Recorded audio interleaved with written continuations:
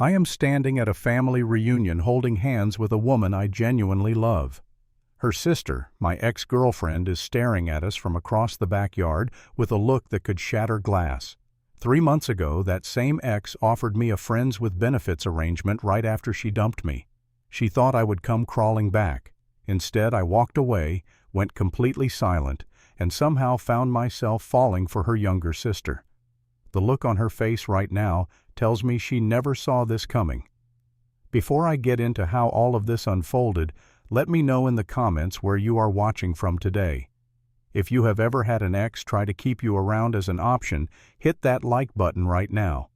And if you want to hear how this family reunion turned into the most satisfying moment of my life, make sure you subscribe and stick around, because what happened next changed everything. I thought I knew about love and self-respect. My name is Lawrence. I am 28 years old, and I work as a software engineer at a tech company in Austin, Texas. 2 years ago, I met a woman named Brooke at a local coffee shop. She was sitting by the window typing on her laptop, and when she looked up and smiled at me, I felt something I had never felt before. Brooke worked as a marketing executive, and she had this confidence that drew people in. She was beautiful driven, and when she talked, everyone listened. I was completely taken by her from that very first conversation. We started dating, and for 2 years, life felt perfect. We went on a road trip to Big Bend National Park, where we camped under the stars and talked about our future. We spent Sunday mornings cooking breakfast together, experimenting with recipes we found online, laughing when things turned out terrible. We talked about buying a house one day, maybe getting a dog, starting a family. I had never been so certain about anything in my life. I started saving money for an engagement ring because I knew Brooke was the woman I wanted to marry. I planned to propose on our 2-year anniversary. Everything was falling into place. But about 3 months before she ended things, Brooke started to change. At first it was subtle. She began working late more often, sometimes not coming home until after 10 at night. Her phone, which she used to leave on the kitchen counter without a second thought, was suddenly always face down. She changed her password, and when I noticed, she said it was just a security update her company required. I believed her. I had no reason not to. Then came the phone calls. She would get a call, look at the screen, and excuse herself to take it outside on the balcony. When I asked who it was, she said it was her boss or a client. She told me work was stressful, that there was a big project with tight deadlines, and she was under a lot of pressure. I wanted to be supportive. I started cooking dinner more often so she would not have to worry about it when she got home. I bought her flowers on random days just to make her smile. I thought if I loved her harder, she would feel less stressed. I thought I was being a good partner. One night, I saw a text notification pop up on her phone screen. It was from someone named Tyler. The message said something like, "Cannot stop thinking about last night." My stomach dropped. When I asked Brooke about it, she laughed it off. She said Tyler was a new colleague who had a weird sense of humor and liked to joke around like that. She said it meant nothing. I felt embarrassed for even asking, and I told myself I was being paranoid. I trusted her. I pushed the doubt out of my mind and focused on our upcoming anniversary. The night everything ended, I had prepared a romantic dinner at home. Candles on the table, her favorite pasta, a bottle of wine. The engagement ring was in my jacket pocket, and my heart was pounding with excitement. I had rehearsed what I was going to say 100 times. This was supposed to be the best night of our lives. But when Brooke walked through the door, she did not sit down. She stood near the entrance, arms crossed, and said those 4 words that changed everything. "We need to talk." She told me she felt suffocated in our relationship. She said she needed space to find herself. She called me predictable. She called me boring. She said she did not want to be tied down anymore, that she wanted freedom. I stood there unable to speak, feeling the weight of the ring in my pocket growing heavier with every word she said. I asked her if there was someone else. She looked me straight in the eyes and said no. I believed her because even in that moment I still trusted her. I did not beg. I did not argue. I just accepted her decision, told her I respected it, and watched her pack her things that night. When she left, I sat alone at that dinner table with the candles still burning and the food getting cold. I did not eat. I did not sleep. I just sat there wondering where I went wrong. For 2 weeks after the breakup, I was a wreck. I could not focus at work. I barely ate. I lay in bed at night staring at the ceiling, replaying every moment of our relationship, trying to figure out what I could have done differently. My best friend Derek tried to get me out of the house, but I refused. I did not want to see anyone. I blocked Brooke on social media because I could not bear to see her face. I still had the engagement ring in my nightstand drawer, and every time I opened that drawer it felt like a punch to the chest. Then 2 weeks after she left, I got a phone call from a number I did not recognize. It was Brooke. She was calling from a different phone because I had blocked her number. She said she wanted to meet up and talk things over. Part of me hoped she had realized she made a mistake. Part of me hoped she wanted to come back. So I agreed to meet her at a coffee shop downtown. When she walked in, she looked stunning. Perfect makeup, a new outfit, that confident smile I used to love. She sat down across from me and said she missed me. My heart jumped. But then she kept talking, and what she said next made my blood run cold. I was thinking we could still have fun together, no strings attached. Friends with benefits. I stared at her, trying to process what I had just heard. She explained that she did not want a relationship, but the physical part of what we had was always good. She said we could still see other people, and she could too. It would just be convenient.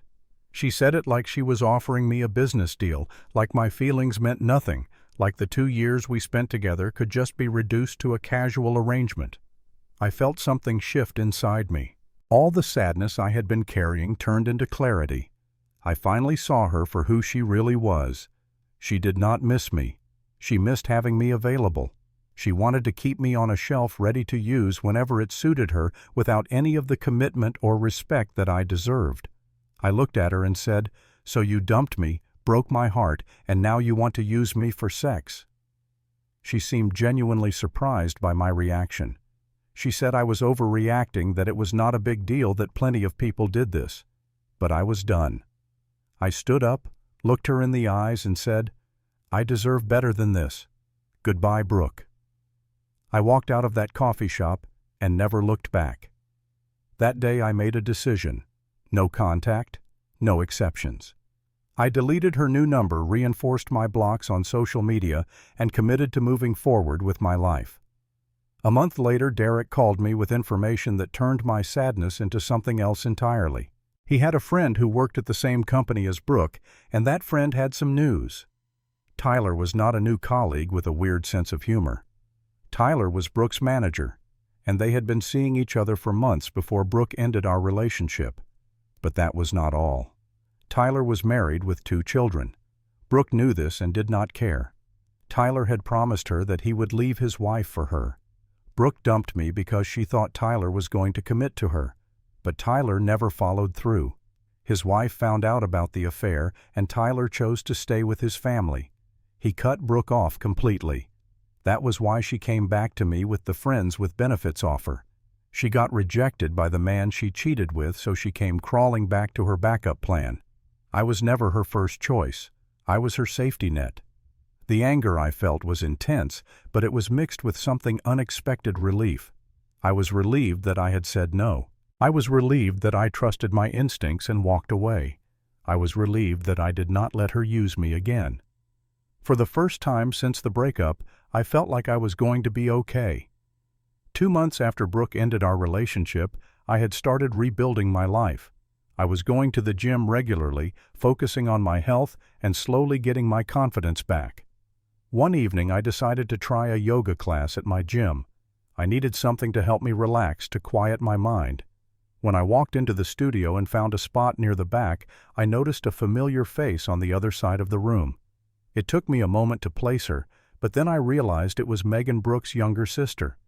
I had met her a few times at family events when Brooke and I were together. She was quiet back then, always in the background, while Brooke commanded attention. I was not sure if I should say anything, but after class she approached me first. "Lawrence, right?" she said with a warm smile. "I thought that was you." We ended up walking out together and getting smoothies at a place near the gym. I expected things to be awkward, but Megan made it easy. She was genuine in a way that immediately put me at ease, and then she said something that surprised me. "I heard about what happened with Brooke. I just want you to know I do not agree with what she did. I always thought you were too good for her." I did not know how to respond. Here was my ex-girlfriend's sister openly telling me she thought I deserved better. We talked for over an hour that night. I learned that Megan was a second-grade teacher who loved her job. She talked about her students with such warmth and enthusiasm that I found myself smiling for the first time in weeks. She was nothing like Brooke. Where Brooke was flashy and attention-seeking, Megan was understated and genuine. Where Brooke played games, Megan was straightforward and honest. We started meeting regularly after yoga class. Those meetings turned into dinners. Those dinners turned into long walks where we talked about everything. I learned that Megan had a dog named Biscuit, a golden retriever mix she had rescued from a shelter. She loved hiking, reading, and she had this beautiful simplicity about her life that I found refreshing. Megan also opened up about her relationship with Brooke. She told me that growing up she always felt like she was in her sister's shadow. Their parents, Sandra and Richard, often compared the two of them, and Brooke was always seen as the successful one, the pretty one, the one who would go far. Megan learned to build her own life separate from those comparisons. She found her own happiness in her work, her hobbies, her small circle of close friends. She did not need validation from anyone. After about a month of spending time together, I realized that what I felt for Megan was more than friendship. She brought peace into my life that I had never experienced before. With Brooke, there was always drama, always something to worry about. With Megan, everything felt calm and right. I asked Megan to be my girlfriend on a quiet evening after we had dinner at her apartment. She smiled, but I could see a flicker of concern in her eyes. "What about Brooke?" she asked. "This might get messy." I took her hands in mine and said, "I do not care about what Brooke thinks anymore. I care about you. I care about us." She said yes. A week after we made things official, Brooke found out. Megan had posted a picture of us together on her social media, and within an hour, her phone was ringing. I was sitting next to her when she answered. I could hear Brooke's voice through the phone, loud and furious. She accused Megan of stealing her ex-boyfriend. She called it a betrayal. She demanded to know how her own sister could do this to her. Megan stayed calm in a way that impressed me. She responded, "You dumped him. Remember, he is not your property." Brooke yelled back, "This is a betrayal. You are my sister." And then Megan said something that silenced Brooke completely. "Where was your loyalty when you cheated on him with Tyler?" There was a long pause on the other end. Brooke had no idea that Megan knew about the affair. The call ended abruptly after that, and we both knew things were about to get complicated. Brooke started telling her parents and extended family her version of events. She painted me as a pathetic man who could not handle rejection and was using Megan to get revenge. She painted Megan as a disloyal sister who stabbed her in the back. A month later, the annual family reunion was scheduled at Sandra and Richard's house in Houston. Megan asked me to come with her. I hesitated at first. I knew it would be uncomfortable, possibly hostile. But Megan looked at me with those honest eyes and said, "It is time they see who you really are." So I went. When we arrived at the house, Brooke was already there. She glared at me the moment we walked through the door. Sandra and Richard greeted us politely, but with visible coldness. I could tell Brooke had been filling their heads with her stories. The atmosphere was tense from the start. For the first hour, things were manageable. Megan and I stayed close together, talking to her cousins and aunts who seemed less affected by Brooke's narrative. But as the afternoon went on, I could see Brooke getting more agitated. She kept looking at us, whispering to people, making her displeasure obvious. Then during dinner, she could not hold back any more. "You know, it is really pathetic," Brooke announced loud enough for the entire table to hear. "Getting dumped and then running to my little sister. Could you not find anyone else, Lawrence? Did you have to make this weird?" The table went silent. Everyone stared. I felt Megan's hand squeeze mine under the table. Brooke continued, "He is just using you, Megan. This is all about getting back at me. Can you not see that—" I took a deep breath. I had spent months staying silent, processing my pain in private, trying to move on with dignity. But in that moment, I realized that silence was no longer protecting me. It was allowing her lies to go unchallenged. I stood up slowly and faced the table. "You want the truth?" I said, my voice steady. "Brooke did not just break up with me. She cheated on me for months with a man named Tyler, her manager at work, a married man with 2 children. Gasps around the table. Brooke's face went pale. When Tyler refused to leave his wife for her, I continued. Brooke came back to me with an offer. She wanted friends with benefits. She wanted to keep me around for convenience while she figured out her next move. I said no. I walked away, and I moved on with my life. I looked directly at Brooke. I did not pursue Megan to hurt you. I met her by chance, and I fell in love with her because she is genuine and kind and everything you never were. You destroyed what we had. I just found something better." The room was completely silent. Sandra and Richard turned to Brooke with questions in their eyes. Brooke tried to speak, tried to deny it, but the words would not come. Her face flushed red with embarrassment. Without another word, she grabbed her purse and rushed out of the house, unable to face the family she had lied to. After the reunion, things changed significantly. Brooke became increasingly isolated from her family. Sandra and Richard were hurt and disappointed that she had lied to them about what really happened. The trust she had enjoyed with her parents and relatives was shattered. Tyler remained with his wife, and Brooke found herself completely alone, facing the consequences of her choices. Megan and I drove home that night feeling a sense of relief I had not expected. She thanked me for telling the truth, for standing up not just for myself, but for both of us. I told her I should have done it sooner, but I also knew that some things happen in their own time. In the months that followed, Sandra and Richard reached out to me. They apologized for their initial coldness and invited us to family dinners.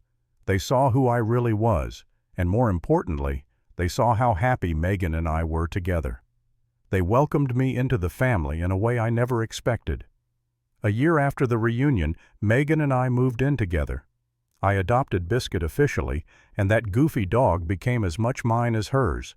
I had originally kept the engagement ring I bought for Brooke, but one day I realized I needed to let that go entirely. I sold it and used the money toward a new ring, one that was meant for Megan from the start.